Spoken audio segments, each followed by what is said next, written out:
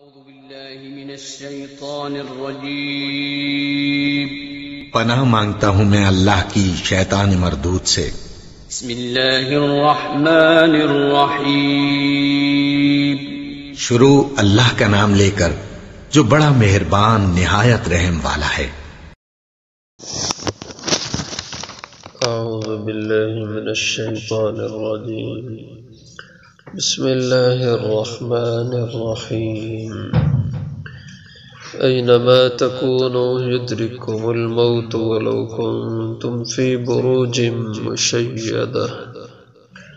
وَإِن تُصِبْهُمْ حَسَنَةٌ يَقُولُوا هَذِهِ مِنْ عِنْدِ اللَّهِ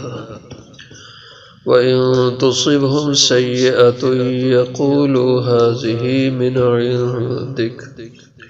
قُلْ كُلٌّ مِنْ عِنْدِ اللَّهِ فَمَا لِهَؤُلَاءِ الْقَوْمِ لَا يَكَادُونَ يَفْقَهُونَ حَدِيثًا ما أصابك من حسنة فمن الله وما أصابك من سيئة فمن نفسك وأرسلناك للناس رسولا وكفى بالله شهيدا من يطع الرسول فقد أطاع الله ومن تولى فما أرسلناك عليهم حفيظا اینما تکونوا جہاں کہیں بھی تم ہوگے یدرککم الموت پالے گی تمہیں موت ولو کنتم اور اگر چہو تم فی بروج مشیدہ مضبوط قلعوں میں وَإِن تُصِبْهُمْ حَسَنَةٌ اور اگر پہنچے انہیں کوئی بھلائی یقولو تو وہ کہتے ہیں هَذِهِ مِنْ عِنْدِ اللَّهِ یہ اللہ کی طرف سے ہے وَإِن تُصِبْهُمْ سَيِّئَةٌ اور اگر پہنچے انہیں کوئی ناگوار صورت برائی یقولو تو کہتے ہیں هَذِهِ مِنْ عِنْدِكَ یہ تمہاری طرف سے ہے قل کہہ دیجئے کل من عند اللہ ہر حال اللہ کی طرف سے ہے فما لہؤلاء القوم پس کیا ہوا اس قوم کو لا یقادون نہیں قریب کے یفقہون حدیثا کہ سمجھے بات ما اصابک من حسنت جو بھی پہنچے آپ کو بھلائی فمن اللہ بس وہ اللہ کی طرف سے ہے وما اصابک اور جو پہنچے آپ کو من سیئات برائی فمن نفسک بس وہ تمہارے اپنی طرف سے ہے وارسلناک اور ہم نے بھیجا آپ کو للناس سے لوگوں کے لیے رسولہ پیغمبر بنا کر وکفا باللہ شہید اور کافی ہے اللہ گواہ من یطع الرسول جس نے بھی کہنا مانا رسول کا فقد اطاع اللہ بس یقیناً تحقیق اس نے اطاعت کی اللہ کی ومن تولی اور جس نے اس سے روگردانی کی اراض کیا فما ارسلناک پس نہیں بھیجا ہم نے آپ کو علیہم ان پر حفیظا نگہبان بنا کر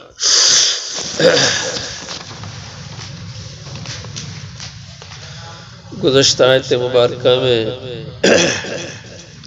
منافقین کے حال کا ذکر ہوا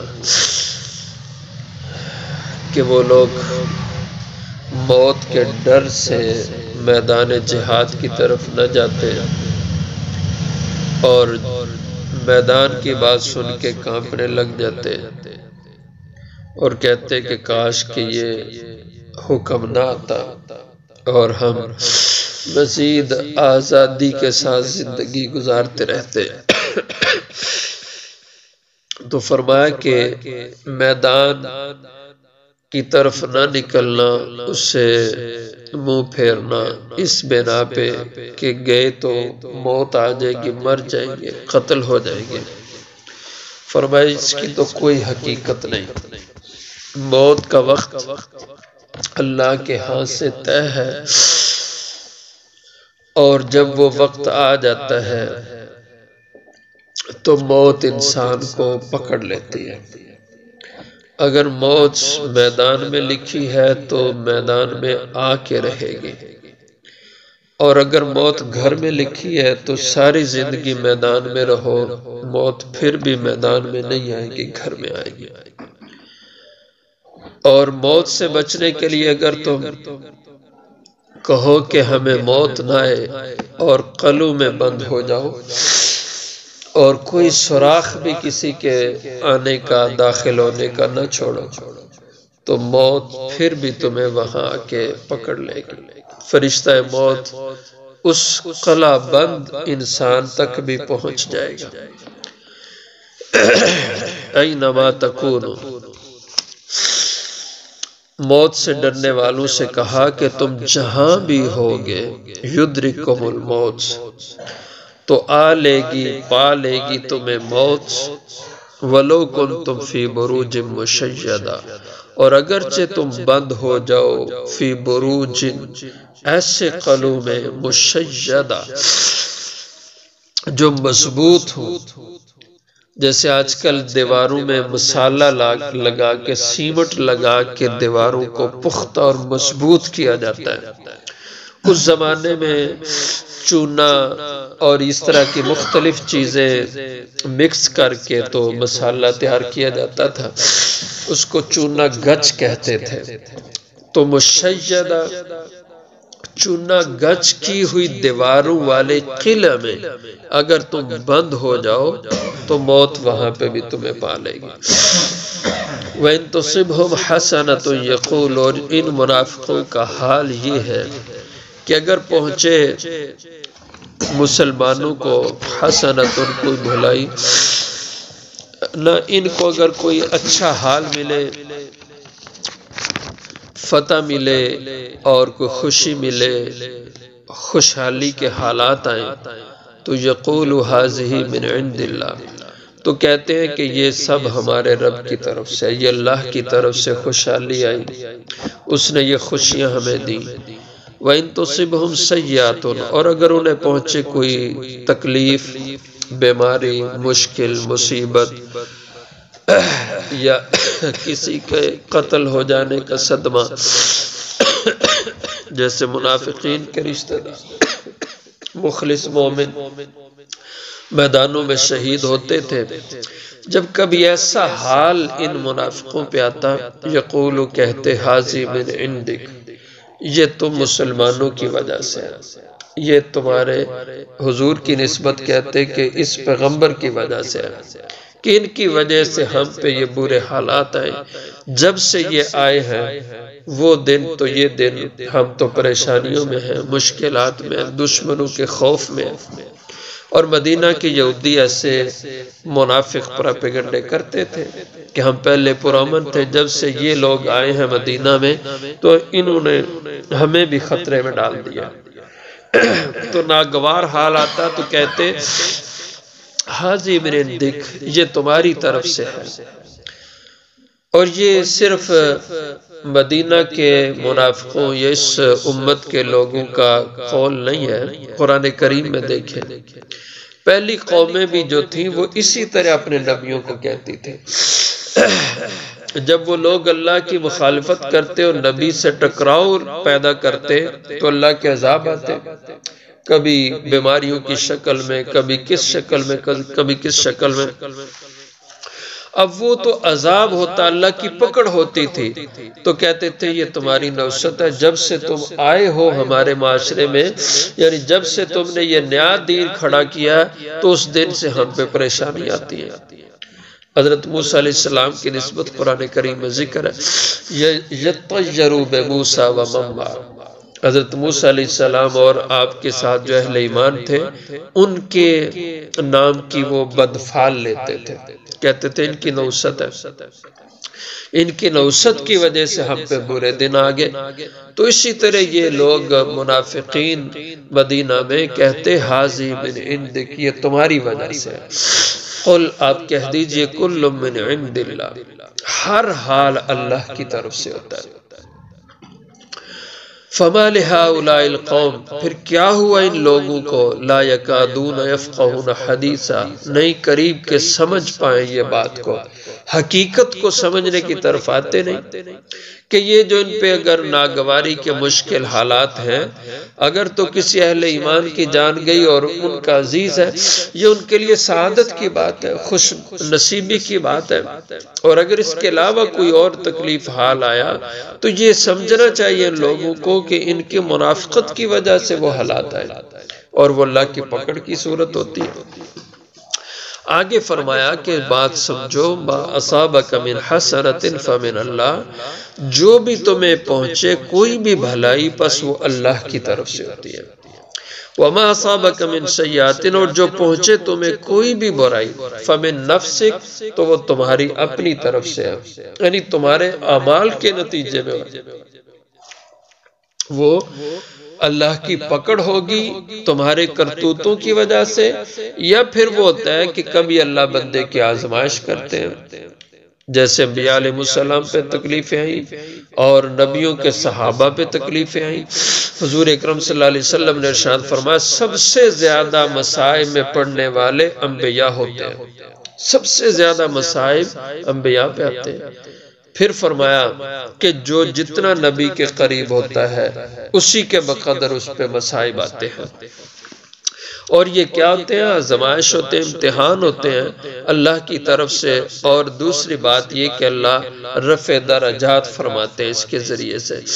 اور جو گناہگار اللہ کا نافرمان ہے اس پہ جو ایسے حالات آئیں تو وہ پکڑ ہوتی ہے اللہ کی طرف سے۔ اس کو فرمایا فمن نفسک، پس یہ حال تمہارے اپنی طرف سے، یعنی تمہارے کسی غلط کام کی وجہ سے ہوتا ہے۔ وَأَرْسَلْنَاكَ لِلنَّاسِ رَسُولًا، اور ہم نے بھیجا ہے آپ کو پوری انسانیت کے لیے رسول پیغمبر بنا کر، آپ کا کام ہے بس ان کو سمجھانا، اگر الٹی سیدھی بات کرتے ہیں اس کی پرواہ نہ کریں، اور آپ سچے اللہ کے پیغمبر ہیں، یہ لوگ جھوٹ بولتے ہیں، جھوٹے ہیں، وَكَفَى بِاللَّهِ شَهِيدًا، آپ کی سچائی پہ اللہ کی گواہی کافی ہے، اس کے بعد اور ان کی گواہی کی ضرورت ہی نہیں۔ مَن يُطِعِ الرَّسُولَ، آگے پوری انسانیت کو بات بتا دی کہ جس شخص نے بھی اطاعت کی رسول کی، رسول کے کہنے پہ چلا، رسول کے نقش قدم پہ چلا، فقد اطاع اللہ، پس تحقیق اس نے اللہ کی اطاعت کی، اس لیے کہ پیغمبر خدا کا نمائندہ ہے، وہ اللہ کا بھیجا ہوا ہے، اور اس کا جو بھی عمل ہوگا وہ اس کا اپنا نہیں ہوگا، اللہ کا بتایا ہوا ہوگا۔ لَقَدْ كَانَ لَكُمْ فِي رَسُولِ اللَّهِ أُسْوَةٌ حَسَنَةٌ، کہ پیغمبر کی پوری زندگی تمہارے لیے ایک نمونہ ہے۔ تو پیغمبر کی زندگی، اس کے اعمال وہ اللہ کی طرف سے ہوتے ہیں، اس لیے فرمایا جو پیغمبر کی اطاعت کرے وہ حقیقت میں یقیناً اللہ کی اطاعت کر رہا ہے۔ اور نبی کی اطاعت ساری سنتوں میں جو نبی پاک صلی اللہ علیہ وسلم نے سنت اور شریعت دی ہے، ہاں جو اعمال آپ نے عادت کے طور پہ فرمائے ہیں تو اس میں ضروری نہیں ہے کہ جیسے آپ صلی اللہ علیہ وسلم نے جو کی روٹی استعمال فرمائی ہے، آپ سالن کی جگہ سرکہ آپ نے استعمال فرمایا۔ اب یہ نہیں کہ ساری امت جو کی روٹی کھائے یہ سنت ہے، اور اس کے علاوہ جو گندم کی روٹی کھائے تو یہ سنت کے خلاف ہو گیا، ایسا نہیں ہے۔ یہ آپ صلی اللہ علیہ وسلم کی کچھ اعمال عادات کے ہیں، رہن سہن کے، اور ان میں آپ نے امت کو اس کی تعلیم نہیں دی کہ سارے کے سارے تم جو کھایا کرو، یہ کہا کہ سب کے سب سالن سرکے کا استعمال کیا کرو، ایسا نہیں فرمایا۔ اور لباس آپ نے 2 چادر کا استعمال فرمایا، امت کو یہ نہیں کہا کہ ہمیشہ تم نے 2 چادروں میں ملبوس رہنا ہے، ایسا نہیں فرمایا۔ تو جو کام آپ نے سنت مؤکدہ کے طور پہ فرمائے ہیں، یعنی دین کے طور پر جن اعمال کو پیش فرمایا اور انہیں امت کو تعلیم دی ہے اور ان کی تاکید فرمائی ہے، تو وہ شریعت ہے، اور اس میں حضور کی اطاعت لازم ہے۔ اور البتہ یہ جو آپ کے اعمال عادات میں ہیں وہ اگر کوئی انسان اختیار کرے تو اس کو اس کا ثواب ملے گا، یہ نہیں کہ وہ بے فائدہ ہے۔ ایسی چیزیں جو حضور صلی اللہ علیہ وسلم کی نجی زندگی کی ہیں، آپ کی عادات مبارکہ ہیں، اگر کوئی شخص اس نسبت سے ان کو اختیار کرتا ہے تو اس میں بھی اس کو ثواب ملے گا۔ جیسے سفید لباس پہننا حضور صلی اللہ علیہ وسلم کو پسند تھا، اب جو سفید پہنے گا اس نسبت سے کہ حضور کو یہ پسند تھا آپ پہنتے، اس کو ثواب ملے گا۔ لیکن اگر کوئی سفید نہیں استعمال کرے، دوسرے رنگ کا استعمال کرے جس کا شریعت نے منع نہیں کیا، تو اس سے یہ نہیں کہ گناہ اس کو ملے گا۔ جس سے منع کیا زرد رنگ کا لباس، سرخ رنگ کا لباس پہننے سے حضور نے منع فرمایا، اس کے استعمال پہ گناہ ہوگا۔ لیکن اس کے علاوہ جو رنگوں کے لباس ہیں جو بھی استعمال کرے گناہ نہیں ہے، اس کو ہم یہ نہیں کہیں گے کہ اس شخص نے جرم کیا۔ ہاں، جس نے سفید استعمال کیا حضور کی عادت کی نسبت سے، اس کو اس پہ ثواب ملے گا۔ ومن تولا، اور جس شخص نے اللہ کے نبی کے اطاعت سے منہ پھیرا، وہ اس کا انجام پائے گا، اس کی سزا بھگتے گا۔ فما ارسلناک علیہم حفیظا، بس نہیں بھیجا ہم نے آپ کو ان پر کوئی نگہبان بنا کر کہ آپ ڈنڈے کے زور پہ ان کو منوائیں اپنی بات، ایسے آپ کو ہم نے ان کا نگران نہیں بنایا۔ ہاں، آپ کو مبلغ بنایا، آپ ان کو بات اللہ کی بتائیں، اللہ کی سمجھائیں، جو مان لیں گے فائدہ پائیں گے، جو نہیں مانیں گے وہ اس کی سزا پائیں گے۔ تو نہیں بھیجا ہم نے آپ کو ان پر حفیظہ، نگہبان بنا کر کہ جبری آپ نے ان سے اپنی اطاعت لینی، ایسا نہیں۔